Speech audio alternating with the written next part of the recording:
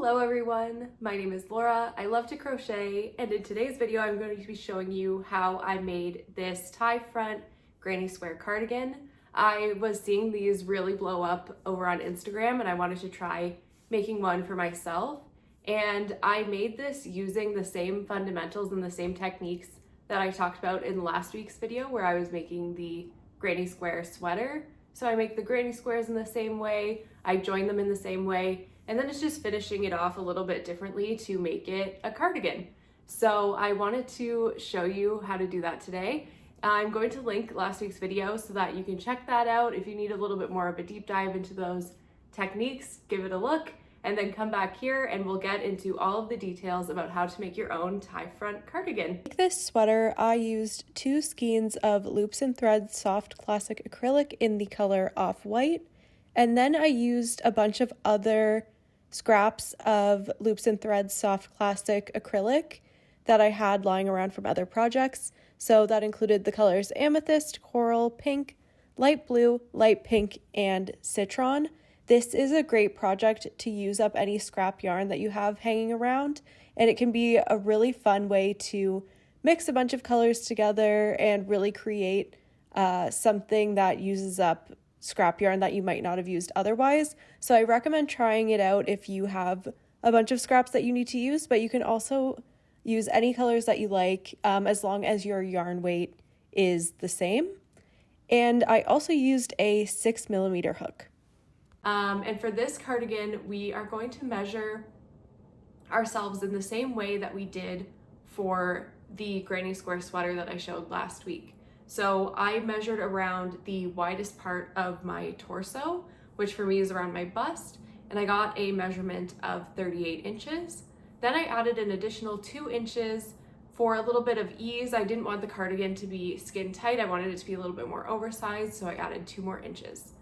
And because that measurement is around my whole body, I divided that by 2 to just get the width of the front and the back of my body. So around the front, that is 20 inches. So then I took that measurement and I divided it by 2 because we are creating 2 granny squares to be the width of our project. So if you take 20 inches and you divide that by 2, you get 10 inches. So I knew that each granny square needed to be 10 inches to make sure that it was wide enough for my body. So that's what I did, took that measurement and made granny squares that were 10 inches around. If you have different measurements than me, larger, smaller, whatever, just make sure that you get that measurement and you divide it by 2 so that you know how many inches you need to make your granny squares in width to make sure that it is the right width for your body. So to make your cardigan, you are going to need to make granny squares.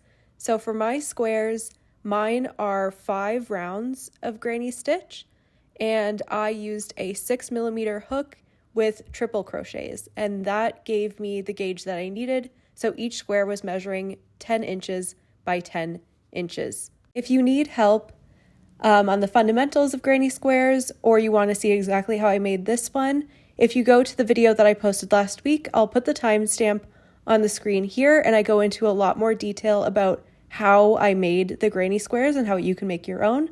So go check that out if you need a little bit more guidance.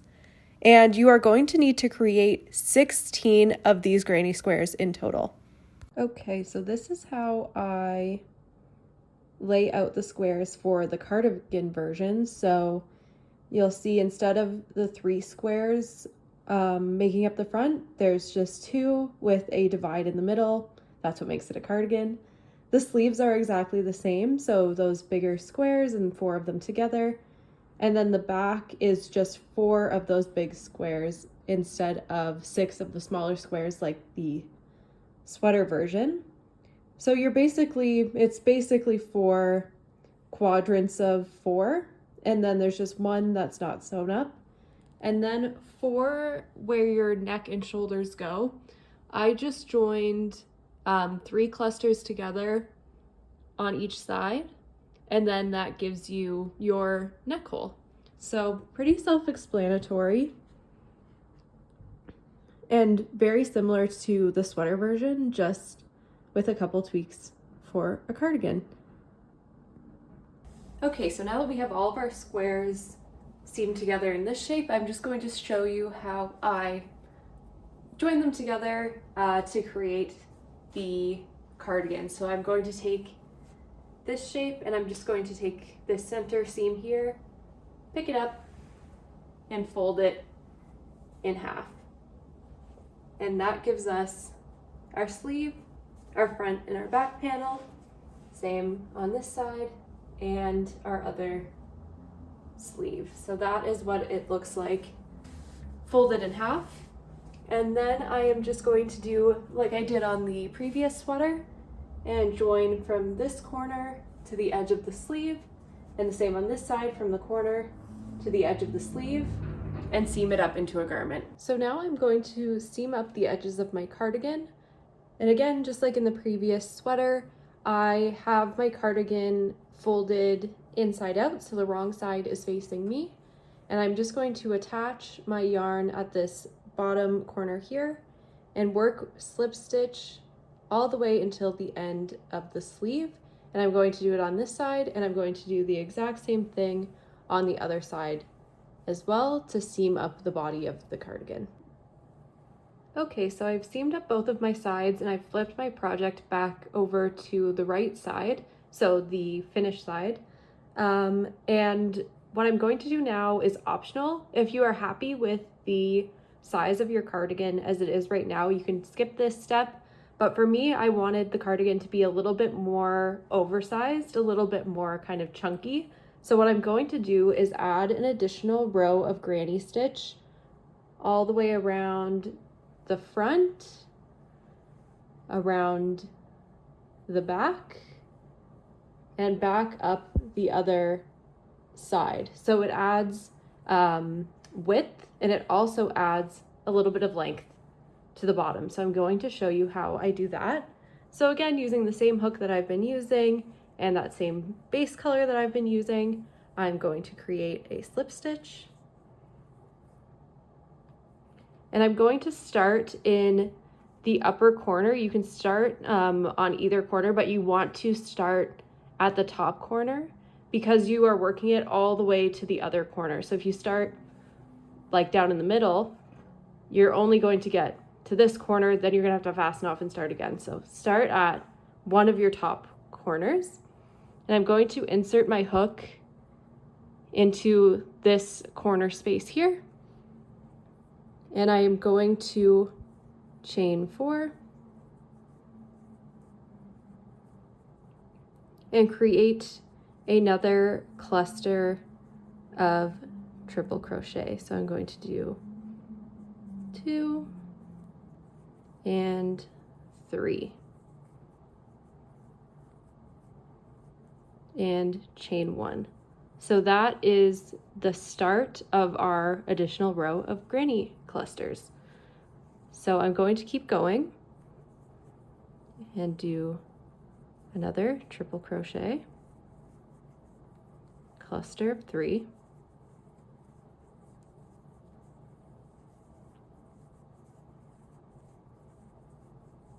chain 1. So you can see we are working down the front of the panel. So I'm going to keep working that all the way down the front. We'll get to this corner, we'll put a corner stitch here, all the way along the bottom, around the back, and back up the other side. I'm going to keep this rolling while I film this so that you can see where I'm going and kind of how this comes together. So I'm just going to get those stitches done and show you what that looks like.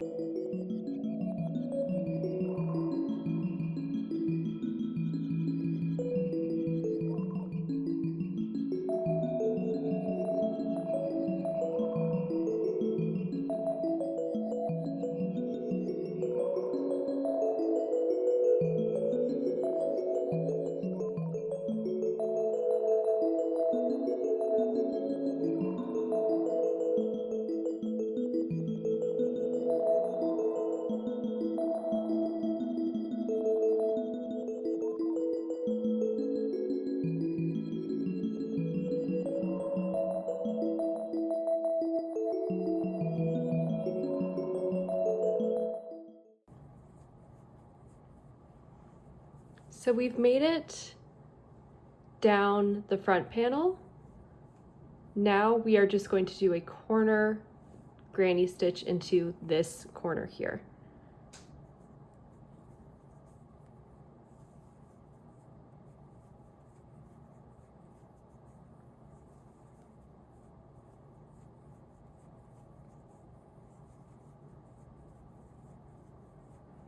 So we've made one cluster, chain 2, and another cluster,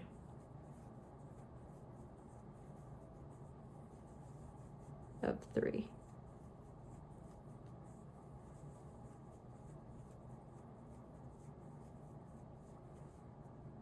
And that creates a corner and turns us to the side.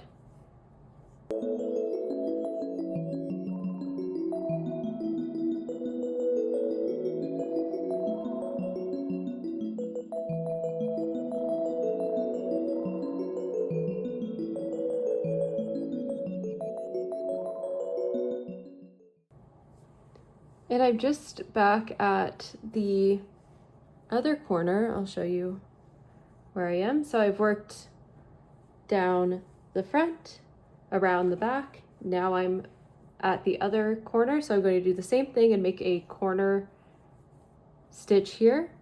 So I've done one of my triple crochets. I'm going to do another one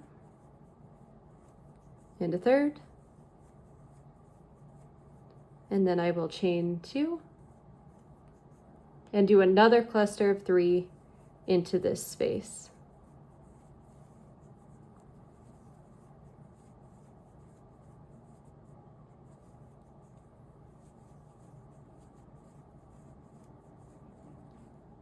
And you've made a corner. And now we're going to continue working single clusters of granny stitch until we get to this top corner.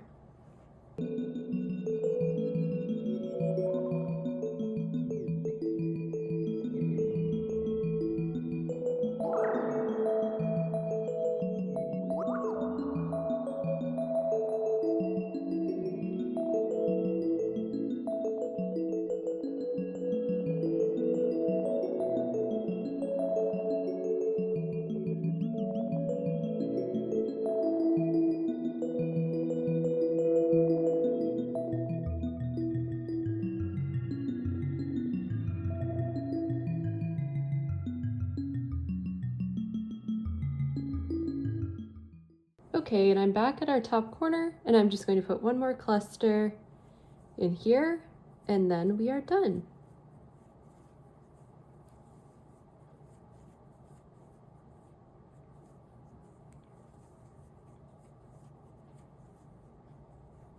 And I'm going to fasten off by chaining 2.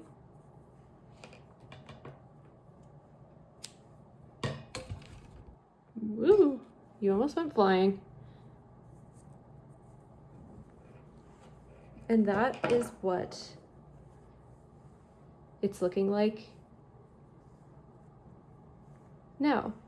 So as you can see, we've added that additional row starting here, working down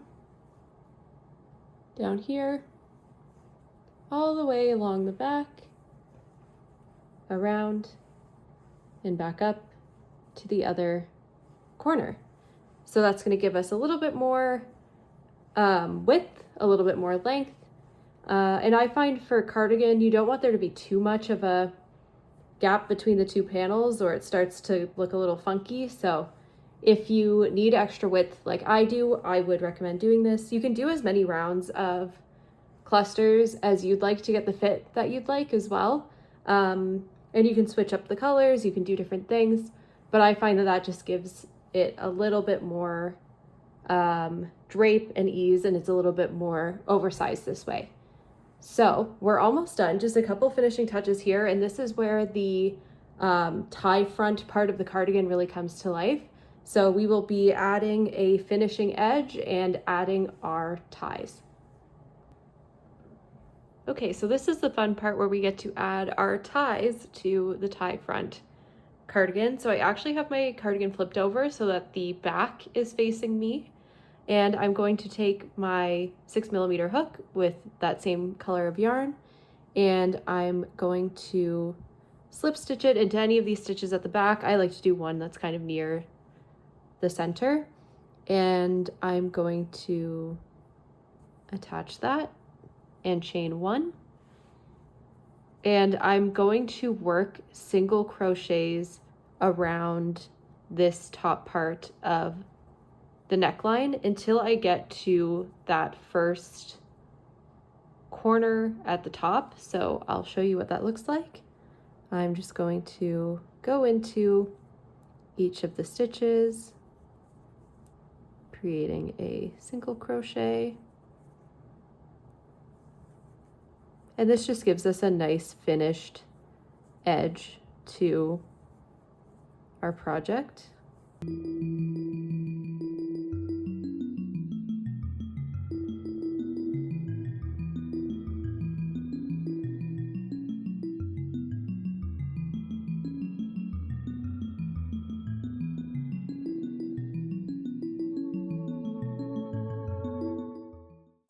And now we're going to start the tie. So I am going to start with a row of chains that's as long as you want your tie to be. I'm going to start with 40 and see what that looks like.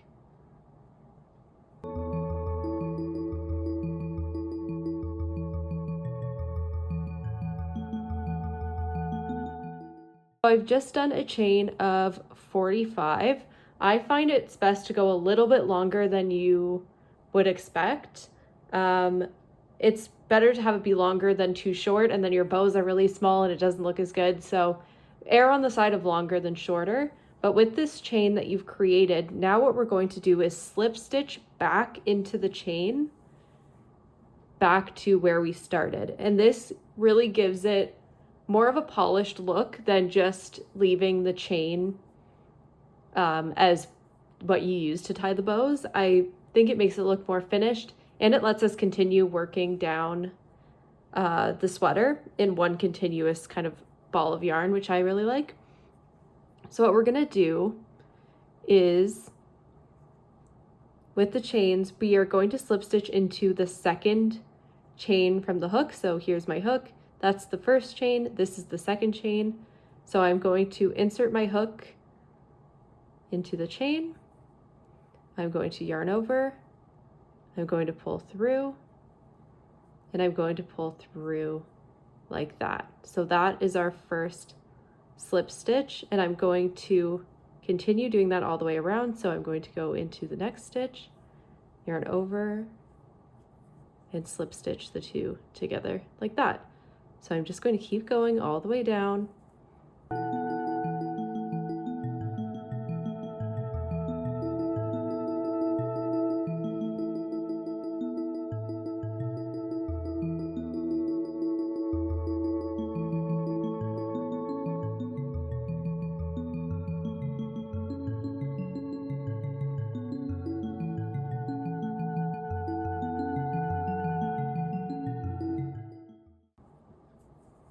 Okay, so I've just finished all of my slip stitches, and you can see it gives a nice kind of round look to the chain, which is perfect to use as a tie. So that's what that is looking like. And now I'm just going to keep my yarn attached, and I'm going to keep working single crochets until I reach the point where I want to add the next tie.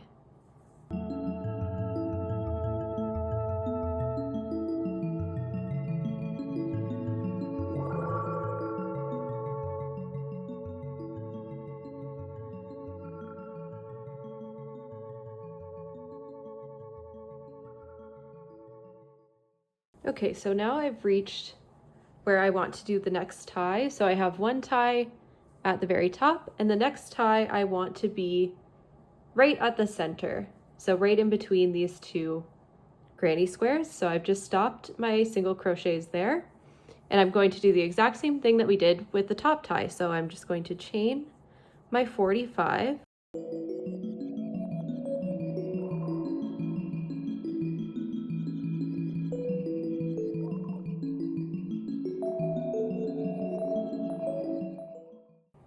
And I'm going to do the exact same thing that I did on the first tie and slip stitch into the second stitch on my chain and continue slip stitching all the way around. So that's my first stitch, my second stitch.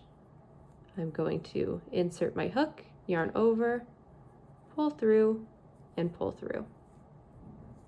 And we are going to continue to slip stitch all the way down the chain.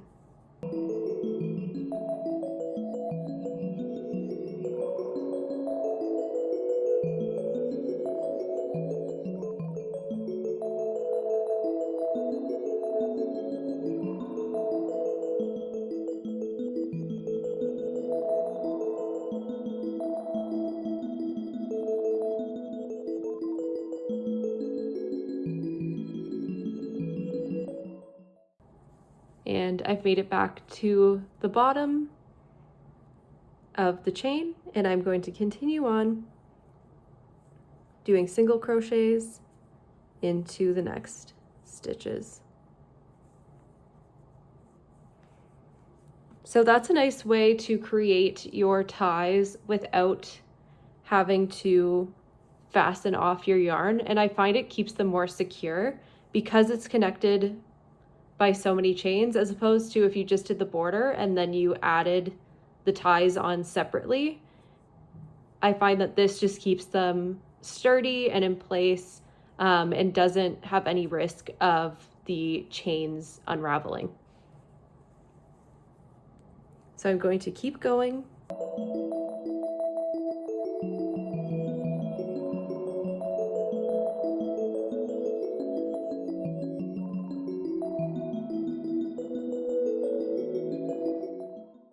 So that is the front side done with our ties, and we've added that nice single crochet border. And I'm just going to keep making single crochets all the way along this bottom edge, all the way around the back, around this bottom edge, and then I'm going to do the same thing on the other side. So I'm going to work single crochets up to the middle point. I'm going to make a chain of 45 and slip stitch back. I'm going to continue working my single crochets up into the top corner, and I'm going to make a chain of 45, single crochet back, so that each tie has a friend and you can make your bows. So I will see you when I've done the ties on the other side.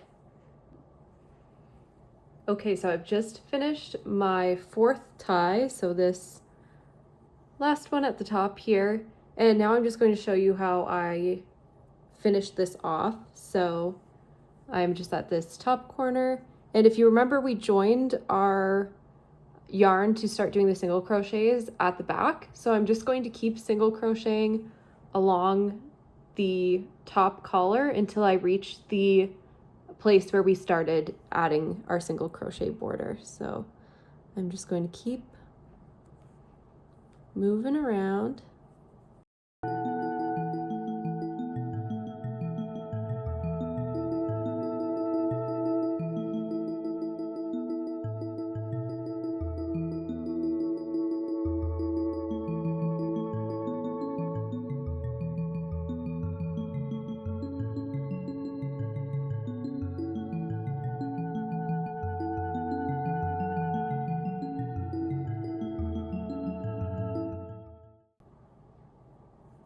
Okay, and I've just gotten back to where we added our yarn for the single crochet border. So what I'm going to do is make one more single crochet, and then I'm going to slip stitch into the top of that first single crochet that we made to join them together like that.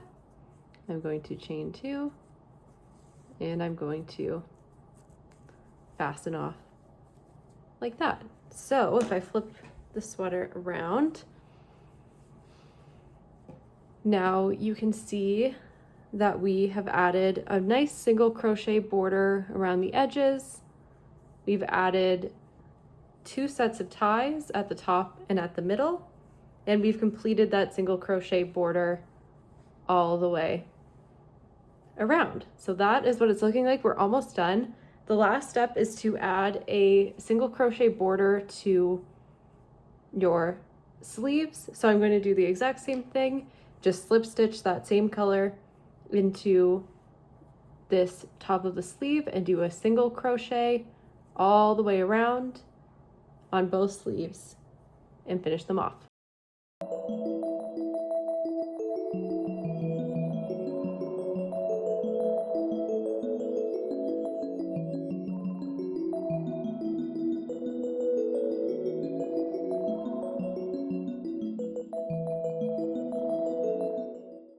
So that is everything you need to know to make your own tie front granny square cardigan. It's the perfect project for this fall and winter season. It's great for layering. It's also a great way to use up your scraps that you might have lying around and customize it in a color palette that you love.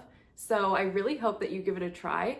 And I just wanted to say thank you so much for watching, and I will see you in the next one. Bye!